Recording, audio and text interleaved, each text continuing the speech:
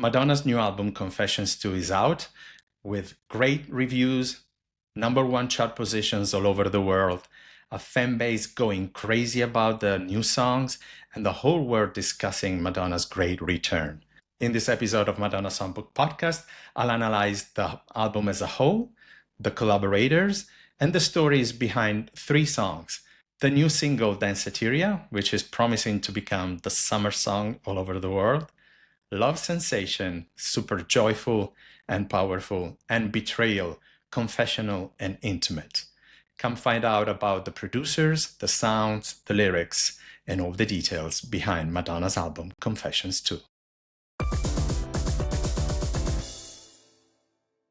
Hey everyone, welcome to a new episode of Madonna Songbook, the podcast about Madonna's music, her great songwriting, and producing talent. I'm your host, Giulio Mazzoleni. If you're into Madonna's new album, Confessions 2, and if you like examining her music in depth, staying away from all the chatter and celebrity gossip, this podcast is for you. And it is also for me to keep in touch with Madonna's worldwide admirers. Do leave a comment with your thoughts, and I'll get back to you, I promise. If you're watching on YouTube, know you can turn on subtitles in Italian, Spanish, French, and other languages by clicking on the CC icon here in the lower right part of this video image. So let's start today's episode.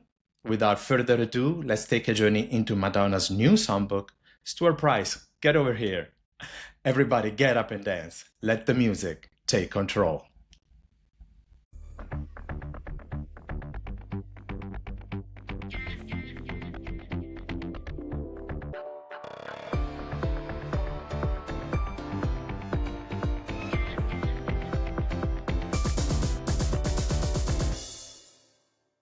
Okay, this is a great moment for Madonna, a great moment for Madonna's music, a great moment for Madonna's music lovers.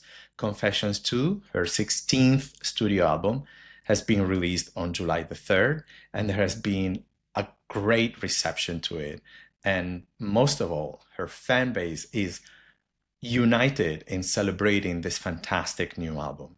It's a great sentiment that is also shared by the amazing reviews that the album has received and the charts. The album has been #1 in most countries of the world, including the US and the UK, breaking new records for Madonna's extremely long recording career. So this is all very exciting. And yes, we have 17 new songs, and we're all excited about them. And I love the feedback and the discussion that's happening on my Instagram page.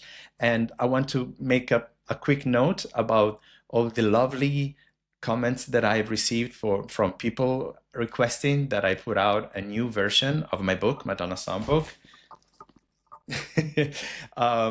which analyzes all of her songs before Confessions came out, 500 titles. And it took me a lot of work to research them. And honestly, I would love to put it out in a way, but on the other hand, this era has just started. First of all, let's enjoy the songs, and then there's going to be all the remixes, and we still have to discover a lot of Easter eggs, and we will talk about that in this episode. And there is so much, and I'm sure Madonna will give life to these new songs with maybe new videos, new performances, maybe a tour, maybe new releases. There is so much. I have a feeling this has just started. So for now, thank you for the support and appreciation. But no, there won't be a new edition of Madonna Songbook, my book, which is a limited run. And as far as I understand from my publisher, is almost sold out, maybe in the future. But this is the place where we can discuss the new songs. And today I've picked some, and maybe in the next episode, we will discuss other ones. So as I was saying, the album has been very warmly received. There is a great atmosphere around it. I think it's similar to when Ray of Light came out, everybody raving about it, everybody talking about it, and talking about it as a whole album and not just a hit record with a single driving its sales. I think it's being appreciated, like I said, as a whole work of art. And I'm sure this means a lot of gratification for Madonna and Stuart Price and everybody involved in the making of this record, which is very contemporary, like I said in my previous episode, in the songwriting, which is focused on small sections, allowing Madonna to experiment with melodies and changes in chords and choruses and verses and tags and little breakdowns. It's very experimental, and it allows little quotes and references to 80s, 90s, early 2000 music. But it's, like I said, there's a lot of contemporary sounds as well. Also, the reference to Confessions on a Dance Floor is less significant than you would think. When Madonna chose the title, I think she was very smart because she was referencing a work that she had done with Stuart Price. It was an idea that she initially had. And then it turned out to be a great plan because, like I always say, we're in a very nostalgic era, so people like to look back. But I think we can all agree there are only certain elements similar to Confessions on a Dance Floor in Confessions 2, which I think is more of a reflection of records like Ray of Light in its experimentation and total investment of Madonna, as well as even personally, and erotica in the club culture and intimacy, but also with the much debated MDNA with its contemporary sound references, with the Rebel Heart vocal production and songwriting, especially with the slower songs, or with Madame X experimentation. If you look at the last part of Madame X, the bonus songs, I think there's a few sounds that Madonna has brought over with Confessions 2 in a continuity. So it's a broader discussion, which is why I don't believe in this recurring sentence being written in reviews and articles that this is Madonna's best album in 20 years, as if those albums didn't really matter, the most recent ones. I think there's a deep connection, and you may prefer Confessions on a Dance Floor to Rebel Heart or Confessions 2 to Madame X. But at the same time, let's not diminish the amazing work that Madonna has done. Also, a lot of people have criticized the last 3-4 albums for, I don't know, using contemporary producers, writing with many people, using vocal effects, the grills, a lot of autotune, using some reggaeton, having featured artists.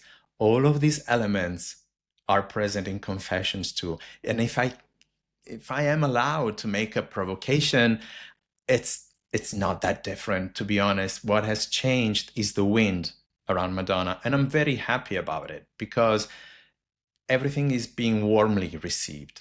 But at the same time, if you look at it, she has been heavily criticized over the last few years for things that were not the point. You may have not liked the songs, or you may not have identified with the fantastic visuals.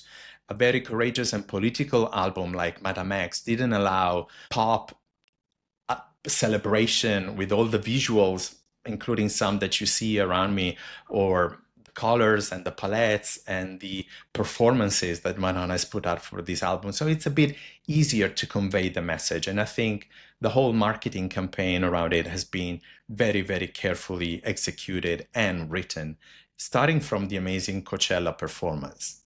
I believe Only Bring Your Love, from what I understand, was dropped a bit too early. I think it was scheduled to come out in June, but then Madonna, seeing the reaction of Coachella, probably decided to put it out much sooner. But everything has been a real joy, a real pleasure. And it has been done in a very contemporary and modern way. Only one TV show, no radio interviews, only 2 major magazine interviews, but a lot of social media activity, a huge number of photos and visual elements like the posts, the reels, the canvases, the visual for the songs, the whole Confession movie, and then an amazing performance, surprise performance in Times Square, the club confession parties. It's been so warm and so celebratory, and I think it's been very successful in putting Madonna out there and celebrating her. The one feeling that I got, especially, was when I went to London around the days of the release of the album. And first I went to Club Confession, and it was great to have Madonna there and Stuart Price movie, and then an amazing performance, surprise performance in Times Square, the club confession parties. It's been so warm and so celebratory. And I think it's been very successful in putting Madonna out there and celebrating her. The one feeling that I got, especially, was when I went to London around the days of the release of the album. And first I went to Club Confession, and it was great to have Madonna there and Stuart Price. But honestly, the happiest moment for me was looking around with the audience that was there. It was about 3,000 people adoring Madonna, but it wasn't just the generation of people of my age or slightly younger or slightly older, but there were a lot of under 35 years old. And it's great. It's a whole new generation. It's people who have discovered Madonna through the years, or even with the catalog campaign that's been done recently. It's really great to see a rejuvenation of the fan base. And if you're among the new followers of Madonna's music and you're watching this, welcome to the worldwide Madonna fan family.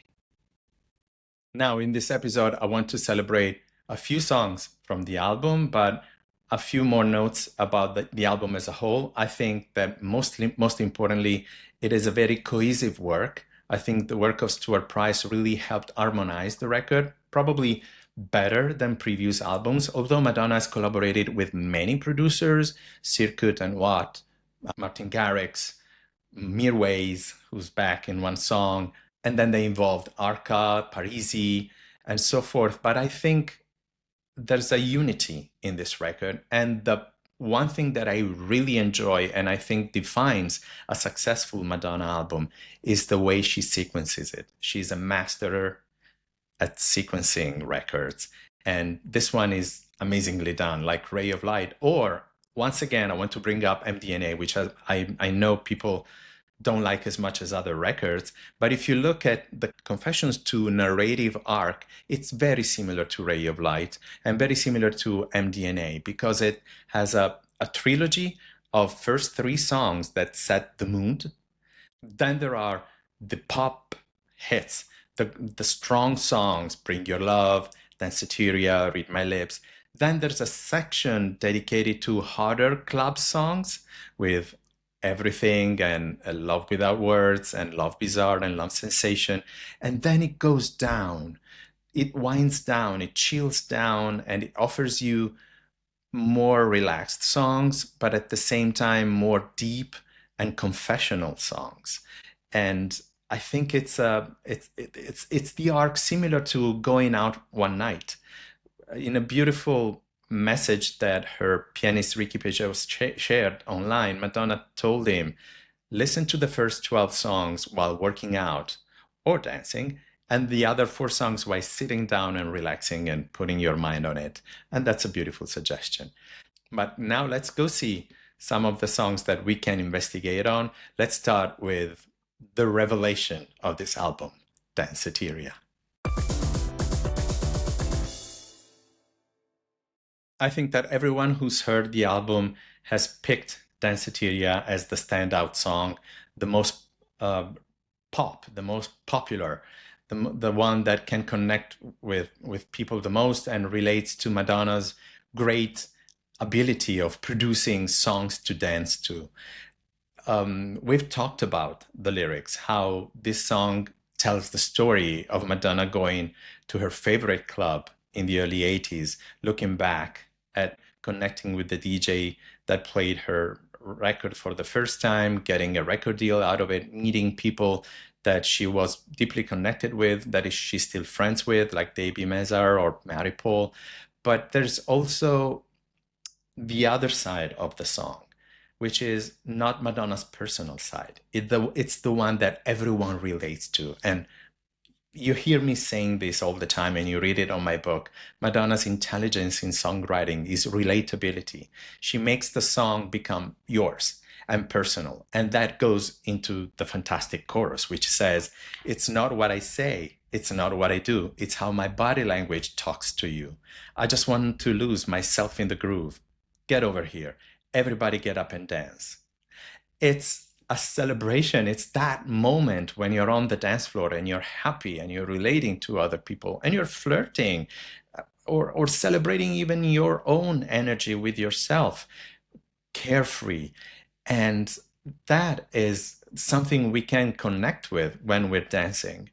There was this moment when we celebrated Madonna's release at the Royal Vauxhall Tavern with the friends from Inside the Groove podcast, starting from Edward Russell and Jonathan and Peter. And we had this listening session where everybody was dancing to the record. It felt so alive. The moment that this song started and got into the chorus, it felt so strong already, like it's one of Madonna's dance anthems. And clearly, Madonna knew it. She felt it when she wrote this song, when she produced it, which is why she put the reference to everybody, obviously, but also that melodic reference to Into the Groove, or the keyboard stabs that connect at the end of the songs that connect to music. It's one of those. It's one of those big, big ones.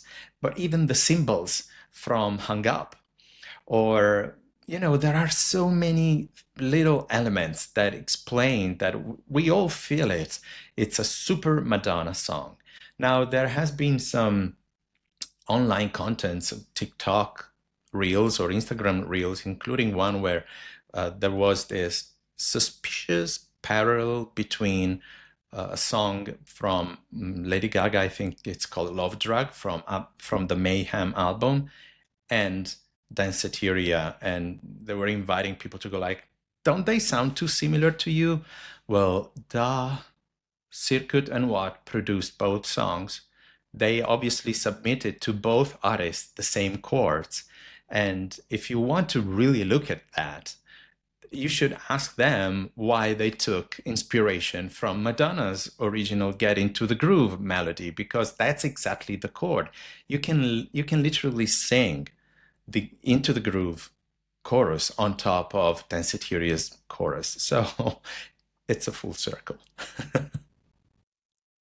And as I was mentioning in my previous episode, in this song, Circuit and Watt have heavily contributed, probably submitting an early track to Stuart Price and Madonna, who developed it. They play guitar and bass, probably sampling bass, programmed bass, keyboards and programming, and then Stuart Price put on additional keyboards and programming. Now, I've told you about Circuit and Watt's individual collaborations, but I want to point out another beautiful collaboration that I've done together, which is Hold Me Closer by Elton John and Britney Spears about 4 years ago. And I want to ask you if you noticed when Madonna name checks Nile Rodgers, the guitar starts playing that chic style, Nile Rodgers trademark style of playing guitar, which I really loved. Also, I loved in the song that vinyl turntable stopping and restarting. The beautiful production of this song is a work of art. And by the way, everybody here is a work of art is a fantastic line. I think one of the best in the record, if you want to pick individual lines, because it imbues the whole culture of going to a club where you connect with people, people. It's the same club you always go to. You may not talk to them all the time, but you share that same culture and identity. And yes, Danceteria was a fantastic time from the late 70s to the mid 80s, where the best people in the New York downtown culture went to, and even guests from other countries used to visit. Legend has it that Michael Rosenblatt, the A&R from Sire Records, when he first heard Madonna's song, Everybody, was there at Danceteria taking George Michael and Andy Ridgely from Wham out for dancing. So it was a place where everybody went to. But even in your small town, even for myself in Milano at Glitter back in the days, or other clubs all over the world, there's this connection of feeling a community and reckoning that there's beauty in all of us. Everyone here is a work of art. Is a fantastic statement that obviously opens up to identity, to queer culture, to races and religions and differences, and melting into a beautiful community. So I hope the song gets even more successful than it is now. There are beautiful hints. It hasn't been picked formally as a proper single, but I think and I hope remixes will be released soon, although the original version is unbeatable, in my opinion. Um, we hope there's going to be a video. I don't think Madonna was ready for this. Maybe they're putting it together from the footage that they shot for the Confessions 2 movie. Maybe not. There are hints that this is going to be a memorable Madonna hit that this summer is going to be remembered for Madonna's Danceteria. And I'll give you two charts. One is that the song has been delivered to radio stations in Italy, and in its second week, it's already a top 20 chart hit.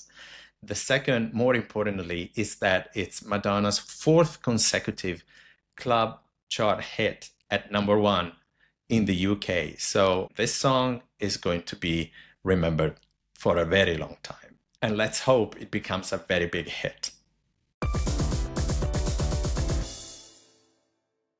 The next song I want to talk about is Love Sensation. This song is quite popular, and I think it's worth taking a moment to investigate it. First of all, it's a super joyful song. It's a rarity in Madonna's songwriting. We all know she likes to go deeper into sadder, introspective, or provocative, or political, or poetic styles, leaving the joyful moments aside. Cherish, Angel, True Blue, these are all things a bit of the past. Maybe Celebration is another one. And talking about the sound, I would like to point out how beautiful it is to have those filtered and compressed sounds that remind of Get Together, but also a lot of other early 2000 songs. The ones that came to mind to me right away are obviously Daft Punk's One More Time, but also Kylie Minogue's Love at First Sight, or Lady, Hear Me Tonight by Mojo. Those sampled guitars, the synth strings, there's a infectiousness to this song. It's not surprising that the label decided to put out remixes. We have the Floor Plan and the Salute remix. Floor Plan is a father and daughter duo from Detroit, and Salute is an Austrian artist who delivered a great remix with his French filter house style. But we also have a radio edit, and here comes the best part. We have so many releases, so many formats.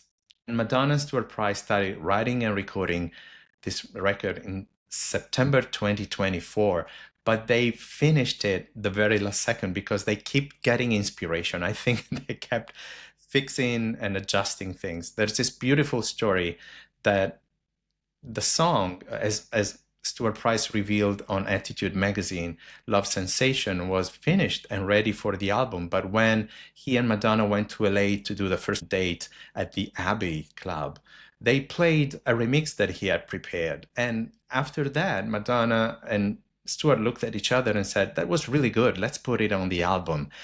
So they had that breakdown that was initially thought for the Abbey, but wasn't on the record. But I believe that by that time, the vinyls had already been sent to print.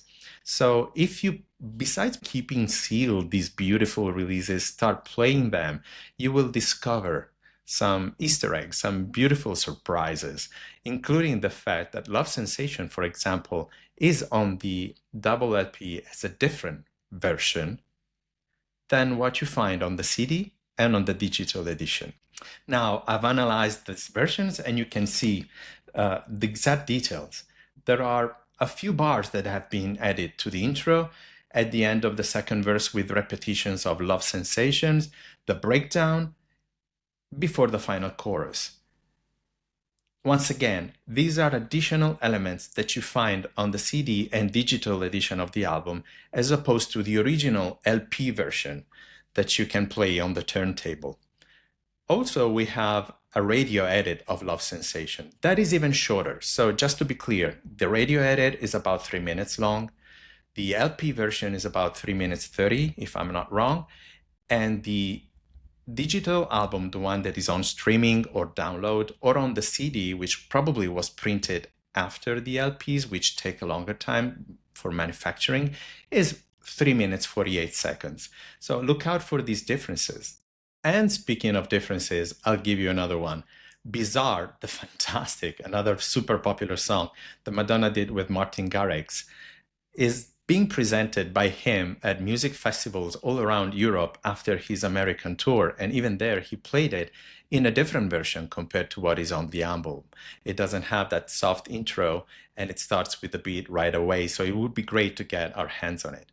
Also, another interesting element is that the Dutch DJ and producer gave an interview to a local TV show called, I think, Show News, an interview explaining how it was hard to keep this collaboration as a secret because it happened, I think, at the end of 2024 or early 2025. He sent Madonna's management a demo of Bizarre, and they immediately replied, Madonna loves this. When can you record with her? When can you come to New York to work with her? And he lied, and he said, well, I'm coming to New York tomorrow. Why don't we do it this week? The truth is that he immediately set up his trip from Europe to go to New York, and they worked together on it. During that interview, they played a demo of the song that is not Madonna's recording. It probably was the original demo by Martin Garrix, and you can hear that the chorus is pretty much the same, and the second part of the verse is similar. And you can hear the original writer's demo. The voice is by Upsal, this female singer, but it's clear that Madonna added her own part to that song, including the verse about champagne that we discussed about in the previous episode. Do you want more? I'll talk about Read My Lips. We found out as soon as the album came out that the version on the FIFA World Cup album is different because it skips the whole second verse.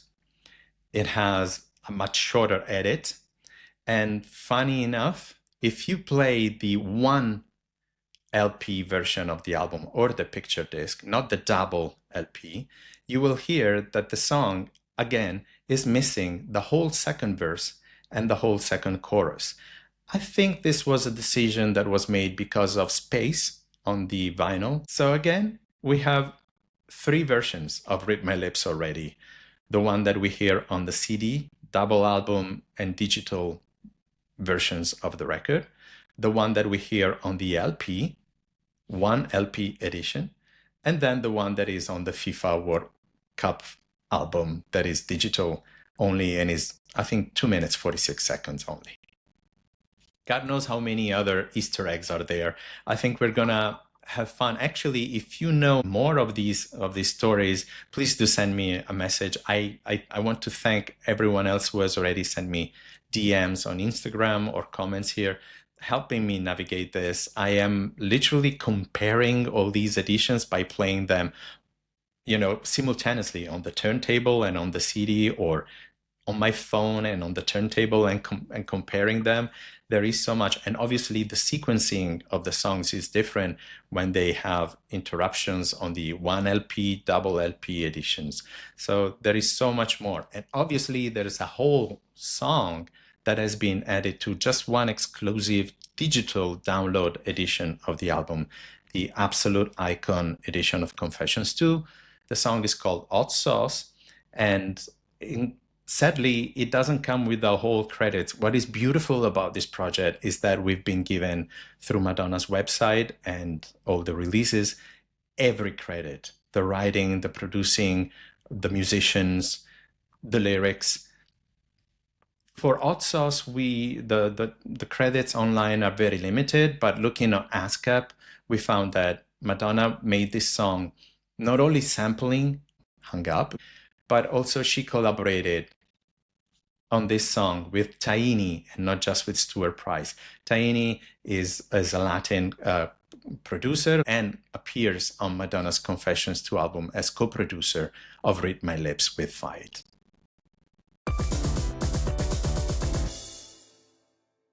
There is one more song I want to talk to you about in this episode, and I've chosen my personal favorite. I know it's not an extremely popular song compared to others, but it throws a light on the more confessional side of this album, which is the last 4 or 5 songs, the most intimate songs, and the ones that I can relate to the most. That song is Betrayal. First of all, this song struck me immediately, both for the sound, the melody, the unique melody, and the lyrics. There has been a lot of debate about the meaning of this song. And once again, if you ask Madonna what one of her songs is about, she'll tell you that it's about what you think it is, because she wants people to relate to them.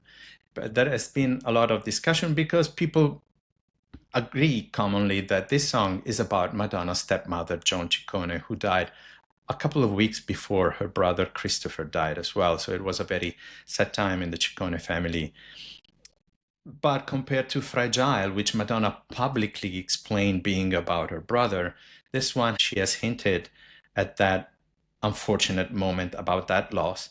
But as we all know, she wasn't extremely attached to this person. And most of all, when she rose to fame, she told the story of growing up as a motherless child and rejecting her stepmother. Now, obviously, it's a relationship that changes with the years, but when someone so popular like Madonna tells something, it gets like written in stone as if things don't change. And what I really liked about this song is that it could be about Joan as much as it could be as many other people, but it can also be relatable, especially as an adult, looking back at how things change with time, about love-hate relationship, how you would change things. And when people say, well, she hated Joan, she hated her when she was a child because she was rejecting her as a replacement. But clearly, things have changed. And it's important to look back on these things and realize how we change and letting things go. The concept of letting go has been with many, many Madonna songs, starting from The Power of Goodbye. Freedom comes when you learn to let go. Creation comes when you learn to say no. There's a lot of positivity coming from letting go, accepting of things changing. And lyrics like, when the book of love is written, I am the writer, and by the last page, you will not be mentioned. It's not because you never loved me. It's because you just lost your faith. It's very, very poetic. And it doesn't really matter if they're specifically about one relationship. I also want to say that it's been made clear in interviews by Stuart Price and Madonna that a song called Fragile was already being worked when Christopher died. And when Madonna, after the funeral, returned in the following days to the studio, she picked up on that song and gave a whole new meaning to it and rewrote it, considering her brother. So it's the beauty of it. Now, there are songs in Madonna's repertoire which are very, very specifically about someone. Take Promise to Try. It's very clear it's about the loss of her mother and looking back at herself as a child and her father and everything.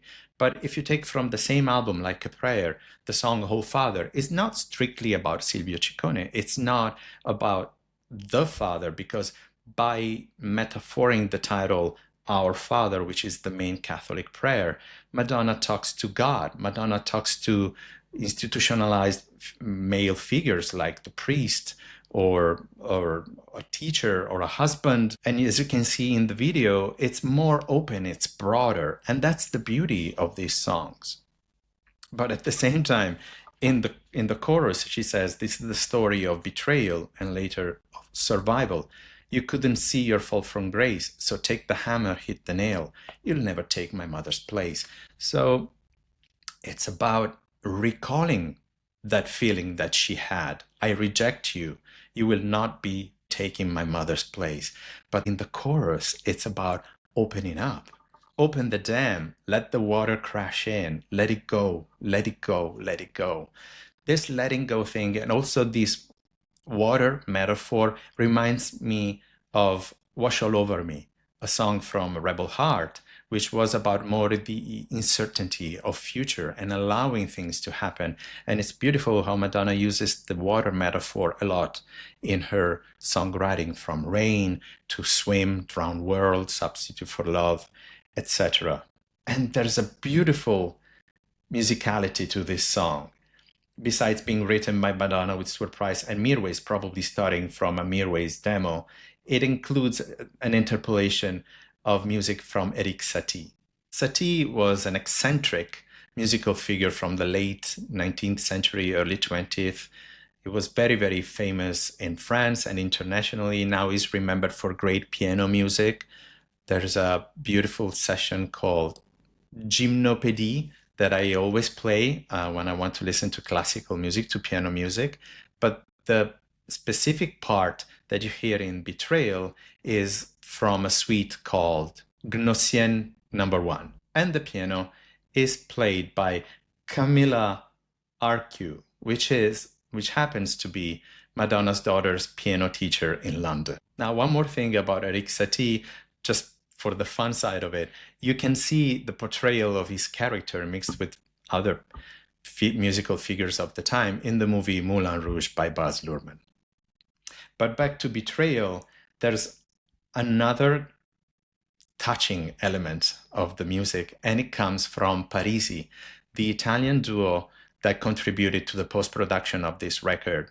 Marco and Jack Parisi added some elements to this song, including that beautiful muted trumpet, which you can enjoy both on the standard album version and on the instrumental, so far available on Apple Music only edition of the album. You can listen to it. I'm using it as a wake-up song on my iPhone. I set my alarm in the morning to it. That double kick drum, and then this beautiful trumpet. Now, I asked Parisi to explain to me whether it was a real trumpet solo or if it was digital or programmed.